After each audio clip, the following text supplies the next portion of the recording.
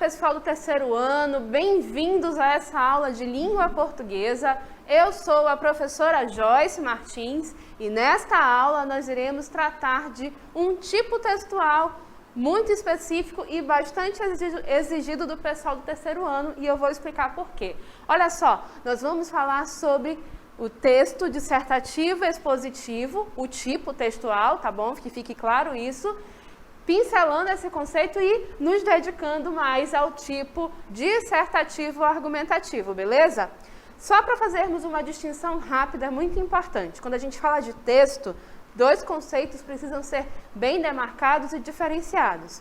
Existem os textos na perspectiva em que circulam na sociedade, tá bom? Para dar conta das nossas necessidades comunicativas, dos nossos objetivos comunicativos e também na nossa interação social.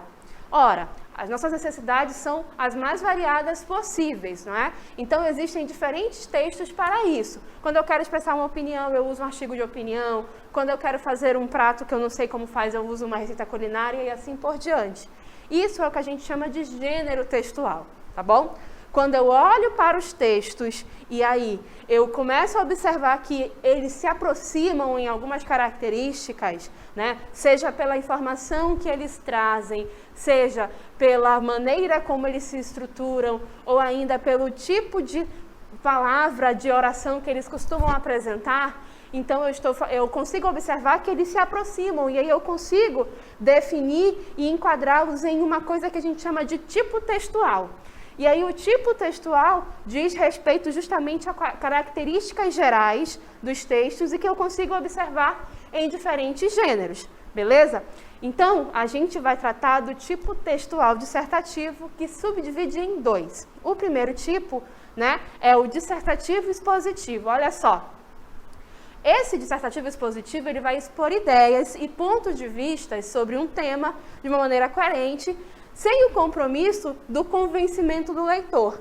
Então, como ele não tem o compromisso de convencer o leitor dele, então ele não vai argumentar para defender a sua ideia, ele vai ficar mesmo na questão de expor as suas ideias, os seus pontos de vista sobre o tema, sem a preocupação do convencimento, e por isso não tem argumentação, ok? E aí vem o tipo dissertativo argumentativo. E aí esse tipo sim, né?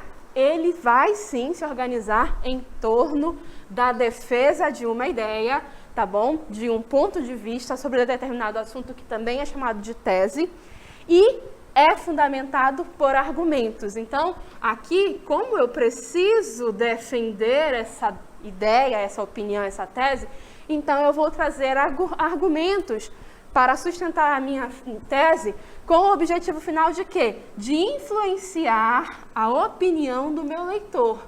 Então, o dissertativo argumentativo tem a presença da argumentação, tá bom? Porque, em última instância, quer-se influenciar a opinião do leitor sobre aquele assunto, tá? Como eu disse, é um tipo. Se é um tipo, é uma característica presente em diferentes gêneros, como, por exemplo, o artigo de opinião, como, por exemplo, a redação do Enem, ela tão falada, tão famosa. Então, a gente vai usar um exemplo de uma redação do Enem para estudar as características do texto dissertativo argumentativo. Foi no ano em que o tema era sobre a questão da educação para os surdos no Brasil, os desafios disso. Então, a gente vai ouvir e ler na tela agora, por meio de um vídeo, um exemplo de uma redação que foi nota 1000. Acompanhem. Sob a perspectiva filosófica de São Tomás de Aquino, todos os indivíduos de uma sociedade democrática possuem a mesma importância, além dos mesmos direitos e deveres. No entanto, percebe-se que no Brasil, os deficientes auditivos compõem um grupo altamente desfavorecido no tocante ao processo de formação educacional, visto que o país enfrenta uma série de desafios para atender a essa demanda. Nesse contexto, torna-se evidente a carência de estrutura especializada no acompanhamento desse público, bem como a compreensão deturpada da função social deste. O filósofo italiano Norberto Bobbio afirma que a dignidade humana é uma qualidade intrínseca ao homem, capaz de lhe dar o direito ao respeito e à consideração por parte do Estado. Nessa lógica, é notável que o poder público não cumpre o seu papel enquanto agente fornecedor de direitos mínimos, uma vez que não proporciona aos surdos o acesso à educação com a qualidade devida, o que caracteriza um irrespeito descomunal a esse público. A lamentável condição de vulnerabilidade a qual são submetidos os deficientes auditivos é percebida no déficit deixado pelo sistema educacional vigente no país, que revela o despreparo da rede de ensino no que tange à inclusão dessa camada, de modo a causar entraves à formação desses indivíduos e, por conseguinte, sua isenção no mercado de trabalho. Além disso, outra dificuldade enfrentada pelos surdos para alcançar a formação educativa se dá na falta de apoio enfrentada por muitos no âmbito familiar. Logo, é necessário que o Ministério da Educação, em parceria com instituições de apoio ao surdo, proporcione a estes maiores chances de se inserir no mercado, mediante a implementação do suporte adequado para a formação escolar e acadêmica desse indivíduo, com profissionais especializados em atendê-lo, a fim de gerar maior igualdade na qualificação e na disputa por emprego. É imprescindível ainda que as famílias desses deficientes exijam do poder público, por meio do aprofundamento no conhecimento das leis que protegem essa camada, para que a partir da obtenção do saber, esse empenho seja fortalecido e assim essa parcela receba o acompanhamento necessário para atingir a formação educacional e a contribuição à sociedade. Muito bem, então acompanhamos a leitura dessa redação do Enem. Como eu disse, ela é um dos gêneros que apresenta a estrutura de um texto dissertativo argumentativo, um outro seria o artigo de opinião. Então vamos conhecer essa estrutura usando esse texto como exemplo. Olha só, então um texto dissertativo argumentativo começa com uma introdução, tá bom? E aí, no caso, o que a gente tem na introdução em geral de um texto dissertativo argumentativo? Costuma ser desenvolvida no primeiro parágrafo, né? E ela contém a tese, que é o ponto de vista a respeito do assunto e pode ainda também ajudar a contextualizar e a explicar esse posicionamento. E aí também, em geral, nesse parágrafo de introdução que a gente começa a tratar do assunto, a gente entra no assunto, tá bom? Na redação de exemplo, olha aí, temos esse parágrafo introdutório. Sob a perspectiva filosófica de São Tomás de Aquino, todos os indivíduos de uma sociedade democrática possuem a mesma importância. E aí, a gente vai ver que o seguinte, gente, olha só que interessante. A gente vai ver que o nosso texto traz a entrada no conteúdo a partir de o nosso filósofo São Tomás de Aquino, beleza? E aí, na sequência, a gente vai verificar o quê? Que ele traz a opinião dele. E essa opinião é o quê? É uma opinião em que ele diz que no Brasil os deficientes auditivos compõem um grupo desfavorecido educacionalmente. Essa é a opinião dele. Então, ele faz uma introdução com auxílio de conhecimento filosófico e, na sequência, faz a opinião de que é um grupo muito desfavorecido, ok? Desenvolvendo o tema, o que a gente vai verificar? A gente vai verificar, então, que ele vai desenvolver essa opinião de que os surdos estão aí em desvantagem em relação aos demais no processo educativo. E aí o desenvolvimento é justamente a argumentação. E essa argumentação pode ocorrer da seguinte maneira. Vou mostrar para vocês o que pode ser usado como argumento, como estratégia argumentativa. Olha só, vou passar aqui mais adiante. Podemos usar citação de notícias e temas atuais, demonstração de conhecimentos sobre literatura, história, linguística, geografia, enfim. O conhecimento acumulado no decorrer da nossa vida acadêmica e assim por diante, da nossa vida escolar e assim por diante. Então, o que vocês estão estudando em filosofia, em sociologia, língua portuguesa, história, geografia, enfim, tudo pode ser argumento, tá bom? Se tiver a ver com a temática abordada, tá certo? Exemplo disso é que o nosso autor usa elementos da filosofia que ele conhece, que ele estudou, tá bom?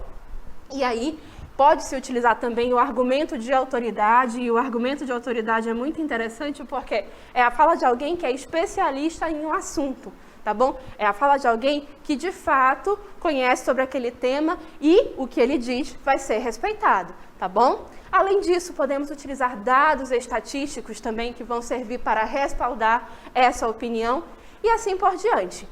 O nosso autor aqui da redação, o que ele faz? De novo, ele traz o conhecimento filosófico, ele traz aí a questão do conhecimento filosófico que ele adquire para falar a respeito do valor da pessoa humana, daquilo que a dignidade humana traz e apresenta, não é? Então, alinha aí.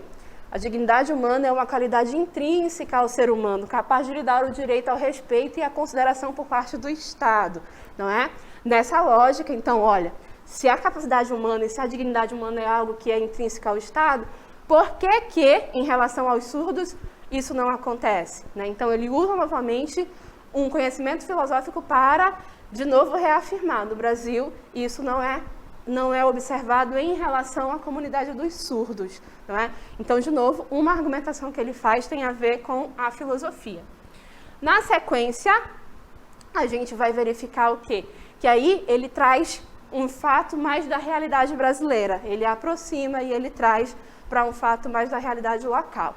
Então, olha só o que ele diz. A lamentável condição de vulnerabilidade a qual são submetidos os deficientes auditivos é percebida no déficit deixado pelo sistema educacional vigente no país, que revela o despreparo da rede do ensino no que tange à inclusão dessa camada, de modo a causar entraves à sua formação. Então, de novo, aí agora ele já traz um conhecimento atual para dizer, olha, existe um déficit, existe aí uma falha em relação a esse grupo, não são dadas as condições de fato necessárias para que eles possam competir em igualdade de condição em relação aos demais. Então, por isso, aí ele reafirma, existem dificuldades, essa comunidade está sendo deixada de lado, vamos assim dizer, em relação, ou melhor, de lado não, mas em desvantagem em relação às demais no que tange a educação nacional, não é? E aí, já que eu já sei que o texto dissertativo argumentativo tem a introdução e tem o desenvolvimento com a argumentação, como é que o texto deve ser finalizado? Olha aí, o texto deve ser finalizado com uma conclusão. E aí, gente, essa conclusão faz o quê? Olha aí, a conclusão vai ser a parte final do texto, é o parágrafo final. E ela pode acontecer por meio da retomada da tese central, tá bom? E aí ela pode ser reafirmada, e isso é bastante comum lá no artigo de opinião. O argumento mais forte pode ser reafirmado também, porém, quando a gente está no âmbito da redação do Enem, essa conclusão ela já assume um outro caráter, que é o caráter da proposta de intervenção. Então, olha só, a conclusão é uma constante em relação ao texto dissertativo argumentativo, mas dependendo do gênero, ela vai poder variar, tá bom? Então, ela pode ser uma reafirmação da tese, uma reafirmação de um argumento mais forte ou mesmo uma proposta de intervenção, beleza? Então, olha só, o que a gente tem? A gente vai ter, então, nessa conclusão de texto, que é o nosso exemplo, justamente aí. Ele diz o quê? Ele diz duas coisas. Ele diz que existe uma parcela do Estado de responsabilidade daquilo que o Estado deveria fazer e existe a parcela da família, que é ali, então, a estrutura mais próxima e o que essa família deveria fazer.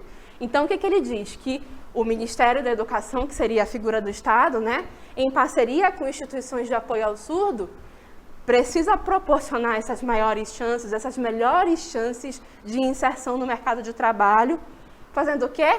Implementação do suporte adequado para a formação escolar e acadêmica desse indivíduo. Porque já que ele disse lá no começo que essa camada, essa parcela social é desfavorecida, ele diz, é preciso que o Ministério, que o Estado faça a sua parte e implemente medidas para melhorar a formação acadêmica do indivíduo. Mas não fica só aí. Ele diz também que existe uma parcela familiar. A família também tem que fazer a sua parte. As famílias, né, que estão ali mais próximas, elas precisam exigir do poder público essa concretude, né? Esses princípios constitucionais de proteção a esse grupo, não é? E aí, como é que ela deve fazer isso? Por meio do conhecimento das leis. Então, assim, ele encerra o texto demonstrando que sim, existem coisas que precisam ser feitas para ajudar essa parcela que é desfavorecida, vamos dizer assim, mas que quem é que deve fazer? O que deve ser feito e como deve ser feito? Então, não é só dizer, precisa fazer isso, tem que mudar aquilo. Precisa fazer de uma maneira bem estruturada para que, de fato, tenha um bom respaldo.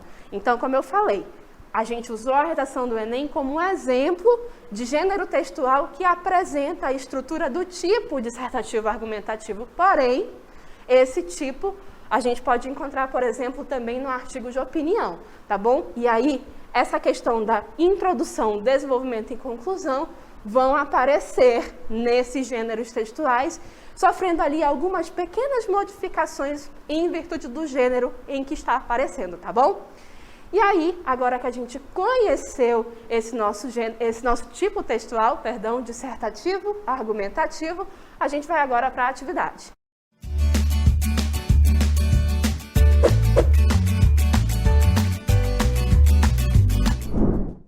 Então, a gente tem aí um artigo de opinião, tá bom? Que vocês irão ler sobre a questão da música popular brasileira e tudo mais. E aí vai ter lá a questão para ser respondida, tá bom? Bom trabalho, daqui a pouco a gente volta para interagir.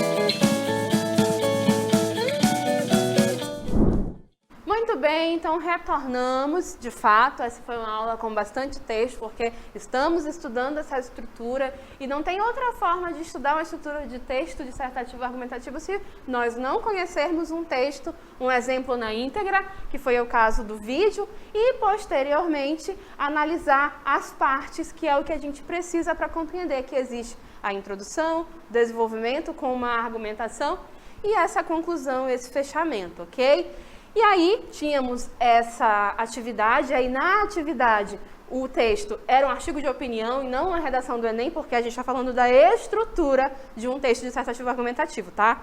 Então, como resposta, vocês tinham aí, temos aqui, por exemplo, Carlos Eduardo, letra B, a Isabela também disse para nós a letra B, né, alternativa B, João Vitor, Dione, Mariana também alternativa B, Carlos Eduardo novamente, ele trouxe para nós bastante a sua resposta, Guilherme, Lucas Gabriel, o Lucas Gabriel fez na verdade aí uma outra observação, mas estava participando, né, o Jander, e assim por diante, a Naila fez também aí a sua resposta, o Vitor, então, em peso vocês responderam para nós a alternativa B, e isso é muito importante porque nessa questão a gente estava procurando pela tese, pelo posicionamento do autor desse texto, vamos dizer assim.